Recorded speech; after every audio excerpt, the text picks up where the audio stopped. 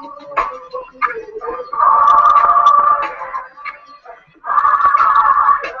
is up, Public Allies Alum Nation? It's 12 o'clock Central, 1 o'clock Eastern. It's time for Public Allies Alum Live. I'm your host, Mac Antigua. And I got my man Common. It's a new release, Common's Kingdom. And I like to throw some new music at you. That's Common, new with Vince Staples. That's what's bringing us in. Hi, I'm Mac Antigua, Director of Alumni Engagement here at Public Allies. You're tuning in another episode of hashtag PA Alum Live. Every Wednesday at 12 Central, 1 Eastern, we take some time to update you on Public Allies alumni activities, as well as catch up with some and highlight some of the great stuff our alum are doing, our 5,000 alum are doing across the country. And so that's what you've got us. So thanks for joining us. And if it's your first time, welcome. And if it's your return, welcome back. Talk to us while we're live. Hit hashtag PALumLive on the Twitter, and ask some questions or comment at us. We'd love to engage you.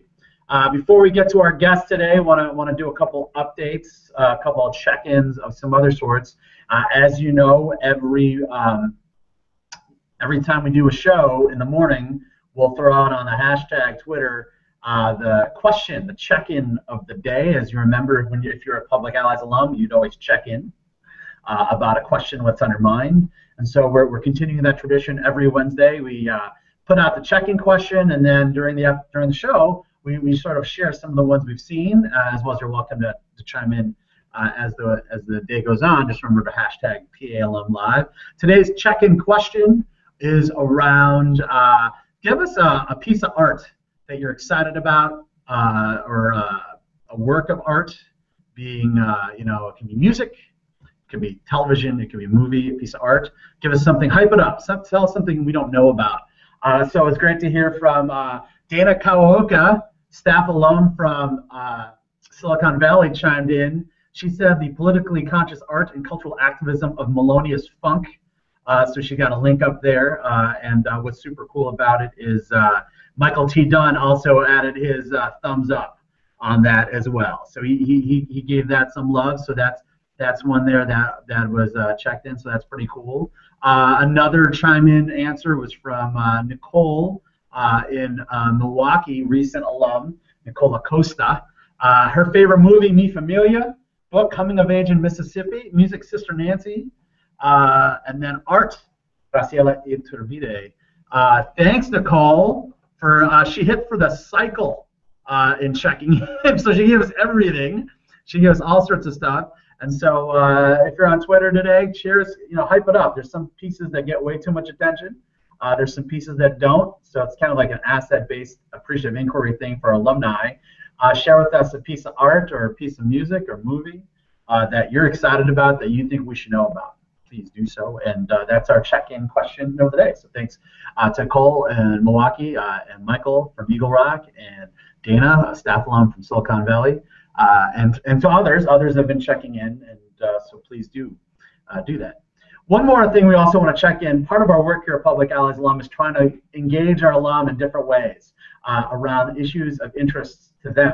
And so one issue of interest that's emerged recently, if you remember, we had Dan Condon on a few months ago talking about secondary school reform and the work he's doing at Eagle Rock. And he's hosting, he's volunteered to host a follow-up conversation to that around using a tool, a peer coaching tool that they use at Eagle Rock. So he wants to actually bring it to us and do it live. So the theme again is around an issue. If you're in urban school reform, if you're in if that topic's relevant to you, and you want to work on it, and you want to be with other alum and get some peer coaching around it, Dan's going to facilitate an experience around that, and it's going to happen June 30th. And so here I'm sharing you the link, or you're checking out live, June 30th, 12 p.m. Central. Dan Condon is going to share a protocol so that actually alum on the call will get some peer coaching around an issue that they're working on around school reform. So we're experimenting with it. It's our way to kind of bring the network together, and so we'll try it out. So thanks again to Dan Condon for sharing that tool. And if you're working in urban school reform and you want to check in with other peers and get some coaching around it, join us on Monday, June 30th for this live experiment, Google Hangout experiment, where we'll be using a peer coaching tool for alums to coach each other around their efforts, and we'll see how it goes. If you like it, let's keep the jam going. If it's not, it's okay. That's fine. So we've got a lot of things going on in advance. Also, we sent out an email to our soon-to-be graduating class of 2014, because as you know, graduation season is upon us. So I'm excited to welcome almost 600 new alumni to our network, so that's super exciting. We sent an email to them introducing them to some of the resources. So hopefully, maybe you're watching because you got that email and you're checking us out. So if you're the class of 2014, we're looking forward to welcoming you to the alumni network, and we've got some really cool events coming up virtually for them. One of which I want to plug on July 2nd.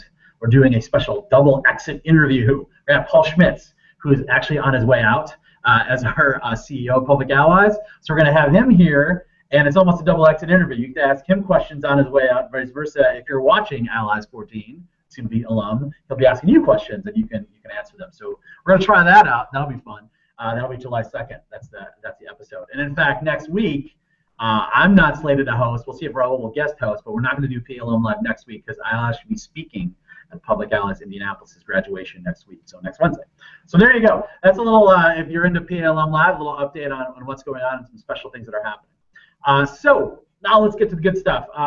Every week we try to bring in a guest, alum, and highlight them and celebrate the work that they're doing. And the theme for this month, or theme for this week, is around our new initiative around advancing Black male achievement in our network. And so generously funded by the Open Societies Foundation, they funded us to sort of explore how to organize our network around this. And so through their support, we were able to convene a group of alumni in DC last month. And so that was the first time we had about 30 alumni from around the network from the last 22 years. So it was a real mix of folks. To not only build this community, but to also help advise the White House.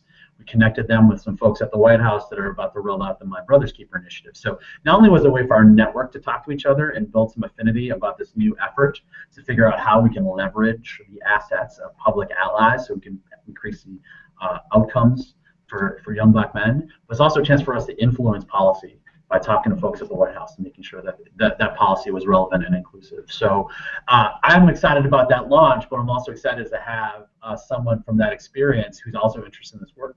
And so I'm excited to bring on from Cincinnati, class of 2012, Ekundayo Igalike. Ekundayo, welcome aboard. Welcome. Welcome. We're going to welcome each other. Thanks for welcoming me to my show. Ekundayo, where am I calling? Where are you at right now? I'm in Columbus, Ohio. Awesome. And your office looks very it looks like a student union. It has a student union vibe right on the right. Yeah, I'm not in my office right now. I'm in the African American African Studies conference room. It feels like, so I'm on the right track, right, in terms of decor, right? It's like half classic university decor. Yeah. Awesome. Thanks for joining us, man. And you were one of our 30 that was at that. We'll talk about that event, but let's start with the journey. Like X-Men, man. Let's go origin story. All right, cool. Tell me a little bit. You know, you did the program not too long ago, but real quickly, how did you come across Public Allies, or what spurred you to do that apprenticeship experience? Mm-hmm. So when I went to University of Cincinnati, and I studied Africana and sociology, and so essentially my studies was on human beings, but more so how to serve human beings. And so in college I had practical experience, but it was more so like on the campus, sheltered. And so I was like, well, I want to really do some good work outside of campus life. And so I called one of my mentors, and I was like, I'm about to graduate. I need a job. And I was like, but I want to do something that's constructive. And so he sent me an email with Public Allies, and that's all it took. And that's kind of how I found out about Public Allies. And also another alum, she was also a fellow, second year, Christina Brown. She was, we're good friends and good colleagues. So she was also someone that pulled me in. Awesome. Awesome. So it sounds like a kind of, you kind of had to know somebody who knew somebody to just Yeah, know about it, right? Because it was yeah, one of those frontline things. yeah, Well, it's a good thing you knew the folks who could speak to the experience and saw it's relevant. Tell us about that year. In hindsight, what sticks out? Is there a story that stands out? Is there a lesson that stands out from that year experience? yeah. So what I really wanted to do was I wanted to work in a predominantly black community because of what I studied, and also that's a lot of where my passion lies. And so I ended up working at the Urban League as a parent engagement specialist. Um, Another passion of mine is working with youth, and so the closest I could get to it was working with parents, and that was a it was good, but it was eye opening. That theory and practice don't always meet very well. But also um, it was difficult mainly because of parent engagement is difficult around the world, at least this country, defined by the academics and so on and so forth. But other than that, my public ally experience, the trainings, within those 10 months, I probably learned more than I learned in 5 years of college. Um, and it's not to promote people not to go to school, but there is other layers of education. In one of those spaces was public allies, and it was eye opening. Um, Mm. and so, What was the tough lesson, man? Give me. I know what you mean, right? Like I could probably say the same thing. I always say that my public allies term is like my true graduate school, right? Like it got yeah, real. What was one real lesson for you? Maybe like a visceral feeling, like you remember.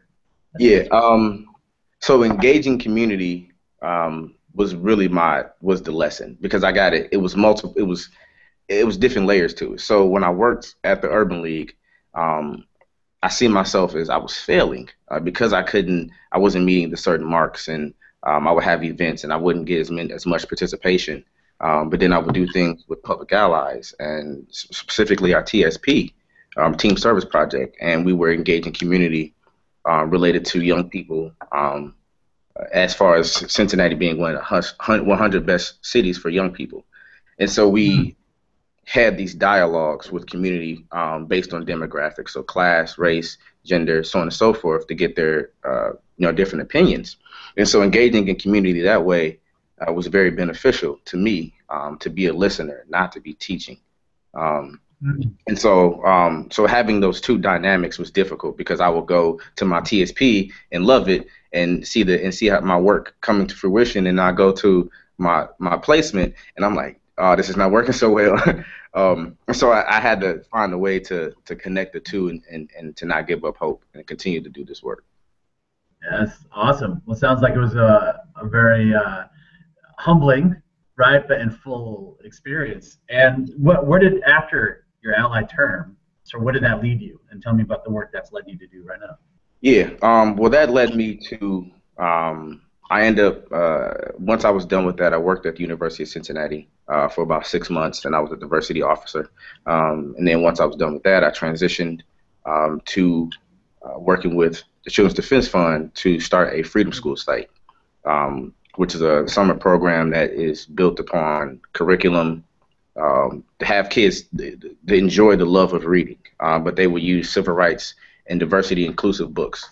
So I started working on that. I also started working with our previous host organization, Bridges for a Just Community, on diversity inclusive trainings for youth. And so we would go inside of schools, community centers, Mhm. and talk about race, gender, sexuality, the entire spectrum of diversity. And so I was kind of floating a little bit, but I was really engaged. Everything I did was so focused on community, and it really matured my outlook on community work and what it looks like in my capacity, what I can do and what I cannot do. And then after that, the Freedom Schools really just opened the door for a lot of more things. And so currently, I work now at Ohio State University, as the graduate Mhm. studies coordinator for the African American African Studies Department. Um, but also a bulk of my work that's not related to that is I work for the Children's Defense Fund. I'm an organizer for the New Abolitionists Association, where we focus on the cradle to prison pipeline. Um, Mm. and so that sounds long, but it's just the pieces to this journey has taken me from point A to point B, and to kind of find my niche, which is juvenile justice, um, and definitely working in community, focusing on the diversity and inclusive piece. It sounds like there's no career ladder, right? It sounds like there's a set of like playground bars. You just jump from spot to spot, right? But it's all in the same zone. Yeah, It sounds like. yeah. Everything is somehow related. Yeah. Yeah, yeah. And so, tell me more about sort of how you continue to. I hear that you're a trainer, right? I hear that you're a facilitator. The spaces you're in, you're connecting with actual people, kind of going through this. Tell me about sort of what you're most excited about this work, or maybe are there any victories you've been celebrating lately with the work, or what are points for hope for you that sustain you in doing this kind of work?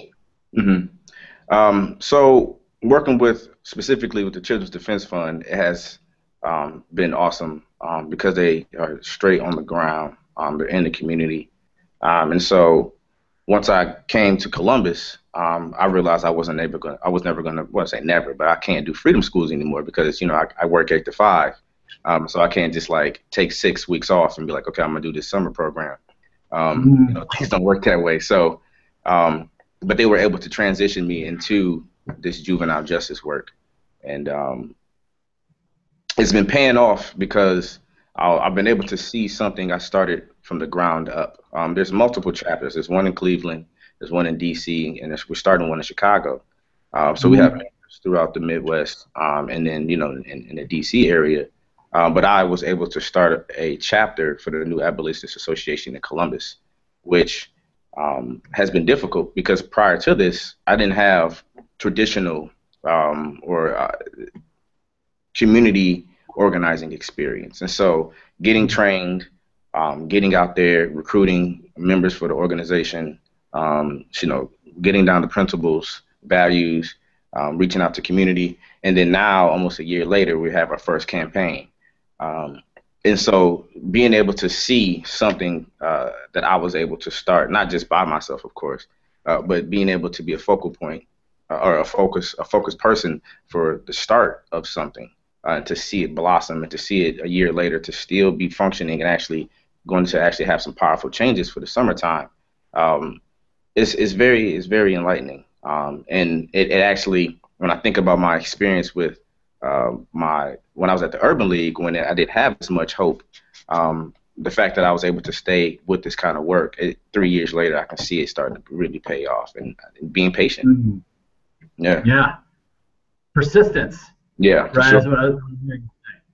Yeah. Especially when there's something that hasn't been there before. Yeah. Right. And you're inviting people to have sort of belief without evidence that something's going to matter, something's going to happen. That's you're trying to create that space for that to emerge. So yeah, I feel that that's my life every day with public hours Olympic. Yeah. That's what I'm talking about. Yes. And speaking about that, let's talk about the last time we worked together, which was in DC, which was super cool. And I'm throwing up a photo of you right now I'm going to throw up a photo real quick. Actually, it's from your Instagram, right? It's you at the White House there, and you're sitting next to Devon, and I think Ivan. You see Keith, right? Yeah, I see those guys. Let me throw that up there. So, tell us a little bit about sort of your participation in that event. It's the first one we ever did. I'd love to sort of hear, for you, what was most useful about that event, and what sort of still resonates with you about being with other alum and having the opportunity to sort of connect with folks that are influencing policy in DC. Yeah, when I was there, and I think I said this when I was there too, was that it was almost spiritual to be in that kind of space. And a lot of us was like, it's a shame that we got to come from all over the country to feel safe in DC amongst one another and have the freedom to speak about liberation, about change, and to be surrounded by so many like-minded people for one particular purpose. And so the feeling I got from that it was just unbelievable and overwhelming. And even it's been a month, almost a month and a half later, and to feel that energy still, I thank you for that, Mac, for really. Um, but the meeting with those brothers, I didn't know. I had some doubt, not for them, not the brothers, but what can we constructively do in 2 days when you have so many great minds, And so the fact that we were able to have 100 ideas to condense it into 5 to 10 ideas, was amazing. I also didn't have much hope as we were going to the White House, mainly, of historical purposes. But that meeting was amazing. And to know that and to show and to prove that they were really going to do some good work, and they took our ideas, they took them seriously, and the fact that they're doing a top down, a bottom up approach to this from all angles to really bridge this gap for Black male achievement. It was definitely great, and it's definitely one of the greatest experiences I've ever been through. And well, so, thanks. Yeah, and that's with me as your roommate too. That's despite me being your roommate. So yeah, for sure. So it was definitely impressive work you did, and everybody coming together. That was historic. Right. I mean, again, in terms of Public Allies alum, definitely was historic because we've never done that before, and we're still learning how to do that better. And I think for me, one of the challenges of something that's sort of focused on like one issue, right, like Black male achievement, is also recognizing that tension between having a space for affinity, Black men in that space, but also understanding it's beyond Black men that I got to be a part of that, right? Like it's got to be Black women, and it's got to be white men who happen to be in power, right, or other folks, So I think it's that dynamic, right, of like how do you craft space but not be exclusive, but also recognizing that they're, like you said, it's safety, right? You mentioned something about that space. Can you sort of speak to that tension, or how do you rectify that tension? Because my hope is it doesn't exclude people, because I think everybody needs to achieve. Yeah. But I also think on one level, that it's, if you look at the, as Rasheed Wallace once said, ball don't lie, right? Look at the stats, and it's good right now. So can you speak to that, or how do you manage that sort of, knowing that our values are inclusion, but it could be perceived that it's not inclusive because we're talking about Black men. Can you speak to that, or how do you handle that? Yeah. The way you deal with that is, ally training, right? What does it mean to be an ally? I would never, tell a Black woman, this is what it looks like, this is what it should be, so on and so forth, right? I'm not a Black woman. I can have my opinion, but I'm an ally. When it comes to the LGBTQ community, I can be a support, I can be an ally, but I would never be the focal point to lead that conversation to say this is what needs to be done, so on and so forth. The people in that category that fit that demographic, if they define themselves that way, are the ones that should lead that conversation, to lead that charge. And so I wouldn't say it would be exclusive. I think that is the best way of inclusion. And so now when you bring people to the space, everybody should have their opinion. Everybody should have a say-so. But I think it's always about the perception, and also it's always about who is the one actually, or what group is controlling the conversation or leading the conversation. So and another example too, right, is, you don't, on a larger scale, right, you don't go to a country doesn't go and tell another country what they need to do, right? It's based on that culture, it's based on that understanding. You're somewhat of an outsider, and so it's better to listen and to work through things versus being intrusive. And so when we do start to bring people together, and I agree, for anything to work, when it comes to human rights issues, humanistic anything, it has to be of all people. It can't just be one group of people. Nothing has hardly ever changed with one group of people. It takes the whole, and I wholeheartedly believe that. And so. And I think at Public Allies is the perfect space to do something like that because of its training, because of its values, because of everything that Public Allies stands for. It's a perfect space for this kind of work. Cool. Great. I want to, sort of think about looking forward to the future. One thing I want to share, what was interesting about just sharing you, Kundayo, about the post of this event, some of the folks that were at the thing were asking me like, okay, so what's next, right? Like, so how's Public Allies gonna keep moving this forward? Mm-hmm. And I wasn't trying to be too clever, but I was like, I don't know. You tell me what's next. What's your point? Right? Like, because to me it would seem very dishonest, right, or inauthentic for necessarily me to say, okay, this is the agenda for Black Male Achievement. I could represent the organization and say, here are some opportunities that we want to move forward on, or here's how we want to use that learning so we can better inform our apprenticeship program. But I do think at its heart, it depends on our alumni to use this as a lever. Like, we want to do this moving forward. So what's really kind of neat is, Mark Payne, Chicago alum, has reached out to like League of Cities. Right. I actually followed up with the BME community to see if there's any crossover. So there isn't necessarily like a strict, like, this is the next thing we're going to do. It's almost like what you're inspired to do, how to keep this going. And so I kind of put the question back to you. In your own work, I hear that it's lively. How do you anticipate engaging other alum who could be Black men or who could be allies to the work of having this result? How do you envision it for yourself of engaging others to be part of this, so it isn't just those guys who had that one experience, but rather it becomes more relevant to our larger network? Mm-hmm. And you mean like in my personal work, or you mean like? Yeah. Well, I think it's not. I won't say it's simple. It's a simple concept, but it is about getting people on board. When it comes, honestly, I think when it comes to youth, people are more sympathetic, and so people will more likely engage when it's youth involved. And so, since the bulk of my work focuses on youth being funneled into the prison system, that's not something people take very lightly.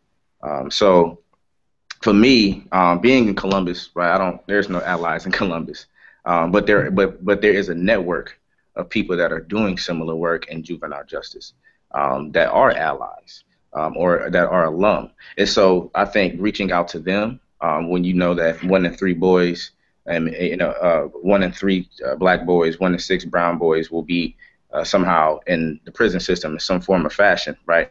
So with that, there are so many different networks. There are so many different people doing this work. So I think for me, we'll be starting to connect them.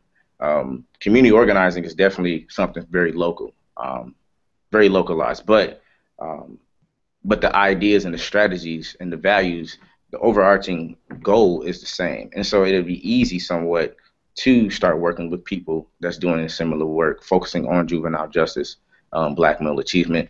There is a organization on Ohio State's campus called the Todd Bell Resource Center.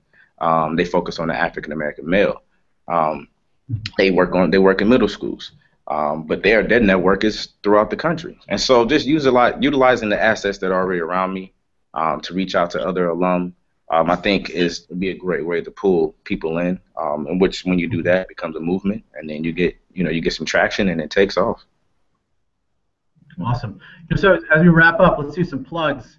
How can they find you? How can folks find you? Do you got Twitter? Are you on Twitter? Are you on? You got a website? How if people are just watch this and they're like, man, I want to keep up with him, how can they reach you?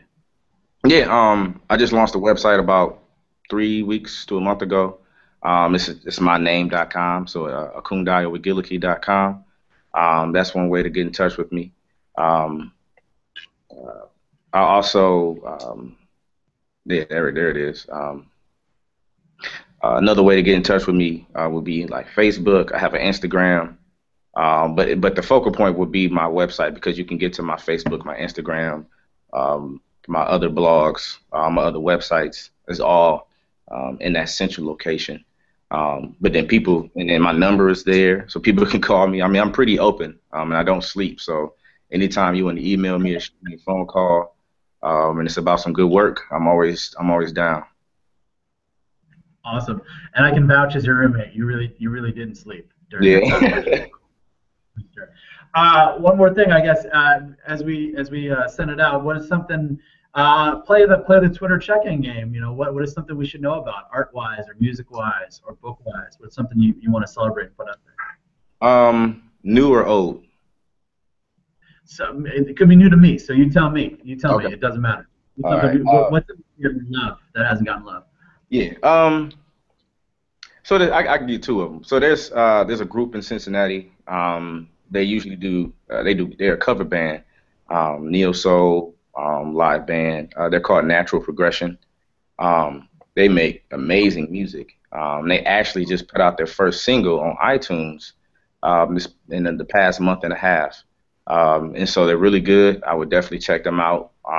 They have a very local feel to them. They rock the house. If you're ever in Cincinnati, they go throughout all Ohio. So if you're in Ohio, they come to Columbus. They go to Dayton sometimes, but mainly in Cincinnati. And then something I've been reading a lot is the Patternist series by Octavia Butler. And she's one of the major, I'm gonna say first, but she makes black sci-fi. Yeah. And so she infuses the African history, African American experience with sci-fi. And so a lot of people know about Octavia Butler, but this is something, and I read about her in college. But when you're in college, you're reading to get a grade. But now that I have more time, I'm actually enjoying her work. So I just want to plug her in there too. Awesome. Well, thanks so much for letting us catch up with you this week and being a part of our circle of alum that want to advance this effort and being open. They can catch you at your website. I flashed it up there so people can check it out. And you're in Columbus, locking it down. And thanks for being with us this week, man. Thank you, Mac. Appreciate you. Awesome. So thanks for joining us this week. We got to catch up with the Kundayo. Next week we're off, but then the week after that, it's a special edition with Paul Schmitz. It's the exit interview. But in the meantime, stay connected. You know where to find us. Like us as well when you watch a video. Like it, because that tells us we should be doing more. In the meantime, thanks so much for joining us here at Public Allies Live. Let's do it again soon. In the meantime, this was live. Take care, everybody.